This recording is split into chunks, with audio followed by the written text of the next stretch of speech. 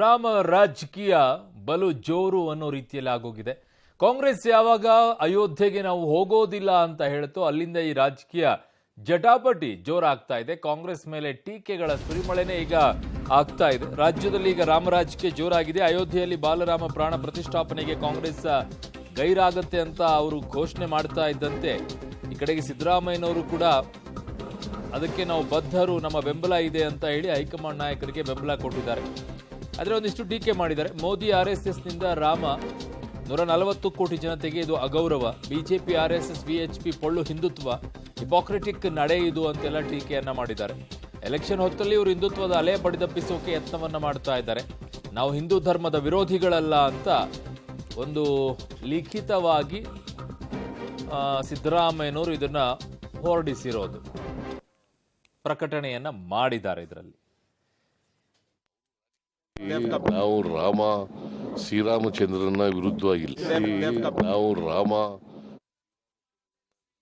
ಒಂದು ಕಡೆಗೆ ಸಿದ್ದರಾಮಯ್ಯನವರು ಹೈಕಮಾಂಡ್ ನಾಯಕರ ನಿರ್ಧಾರಕ್ಕೆ ಬೆಂಬಲವನ್ನ ಕೊಟ್ಟು ಮೋದಿ RSSನಿಂದ ರಾಮ 140 ಕೋಟಿ ಜನತೆಗೆ ಇದು ಅಗೌರವ ಅನ್ನುವಂಥದ್ದನ್ನೆಲ್ಲ ಹೇಳಿದ್ದಾರೆ.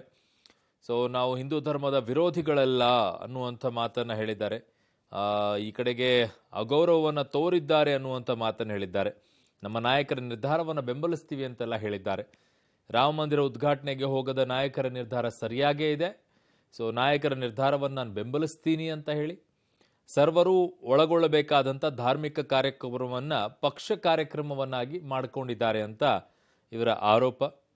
ಸೊ ಪ್ರಧಾನಿ ಮೋದಿ RSS ರಾಮನಿಗೆ 140 ಕೋಟಿ ಜನತೆಗೆ ಅಗೌರವ ಮಾಡಿದ್ದಾರೆ ಅಂತ ವ್ಯಾಖ್ಯಾನ ಮಾಡಿದ್ದಾರೆ.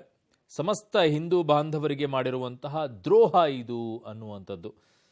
ಸಮಸ್ತ ಹಿಂದೂ ಬಾಂಧವರಿಗೆ ಮಾಡಿರುವಂತಹ ದ್ರೋಹ ಅಂತ ವ್ಯಾಖ್ಯಾನ. ಅಪೂರ್ಣಗೊಂಡಿರುವ ಶ್ರೀರಾಮನ ದೇವಸ್ಥಾನ ಉದ್ಘಾಟಿಸಲು ಹೊರಟಿದ್ದಾರೆ. RSS BJP ಪೊಳ್ಳು ಹಿಂದುತ್ವದ ಮುಖವಾಡ ಇವತ್ತು ಬಯಲಾಗಿದೆ. ಬಿಜೆಪಿ RSS VHP ಸಂಘಟನೆಗಳ ಹಿಪೋಕ್ರೆಟಿಕ್ ನಡವಳಿಕೆ ಸಾಕ್ಷಿ ಆಗ್ತಾ ಇದೆ. ಇದು ಮೋದಿಗೆ 10 ವರ್ಷದ ಸಾಧನೆಯನ್ನು ಮುಂದಿಟ್ಟುಕೊಂಡು ಎಲೆಕ್ಷನ್ ಗೆಲ್ಲುವ ವಿಶ್ವಾಸ ಇಲ್ಲ.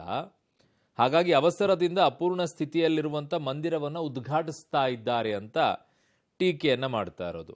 ಹಿಂದುತ್ವದ ಅಲೆಯನ್ನು ಬಡಿದೆಬ್ಬಿಸಿ ಅದರ ಮರೆಯಲ್ಲೇನೆ ತಮ್ಮ ವೈಫಲ್ಯವನ್ನು ಮುಚ್ಚಿಕೊಳ್ತಾ ಇದ್ದಾರೆ ಅಂತ ಟೀಕೆ.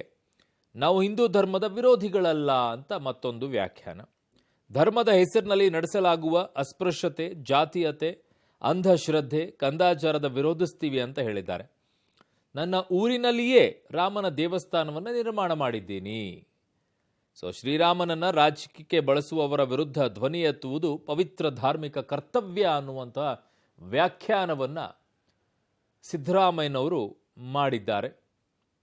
ಕಾಂಗ್ರೆಸ್ನ ಹೈಕಮಾಂಡ್ ಯಾವಾಗ ಬಾಲರಾಮನ ಪ್ರಾಣ ಪ್ರತಿಷ್ಠಾಪನೆ ಕಾರ್ಯಕ್ರಮಕ್ಕೆ ನಾವು ಹೋಗೋದಿಲ್ಲ ಅಂತ ಹೇಳಿ ಆಮಂತ್ರಣ ಪತ್ರಿಕೆಯನ್ನು ತಿರಸ್ಕಾರ ಮಾಡಿದ್ರು, ಆಗ ಈಗ ಈ ವಿಚಾರದಲ್ಲಿ ನಿರ್ಧಾರವನ್ನು ಕಾಂಗ್ರೆಸ್ ತೆಗೆದುಕೊಂಡಿದೆ. ಆದರೆ ನನಗಿರುವಂತಹ ಕುತೂಹಲ, ಉತ್ತರ ಪ್ರದೇಶದಲ್ಲಿ SP ಇದೆ, ಅದು INDIA ಮೈತ್ರಿಕೂಟದಲ್ಲಿ ಬರುತ್ತೆ. SP ಹೋಗುತ್ತಾ ಹೋಗಲ್ವಾ? ಏನು ಮಾಡುತ್ತೆ? ಇನ್ನುಳಿದಂತಹ ಪಕ್ಷಗಳು ಇದೇ ನಿರ್ಧಾರದಲ್ಲಿದ್ದಾರಾ? INDIA ಮೈತ್ರಿಕೂಟದಲ್ಲಿರುವಂಥವರು ಅಥವಾ ಇಲ್ವಾ? ನನಗೆ ಬಹಳ ಕುತೂಹಲ ಇದೆ.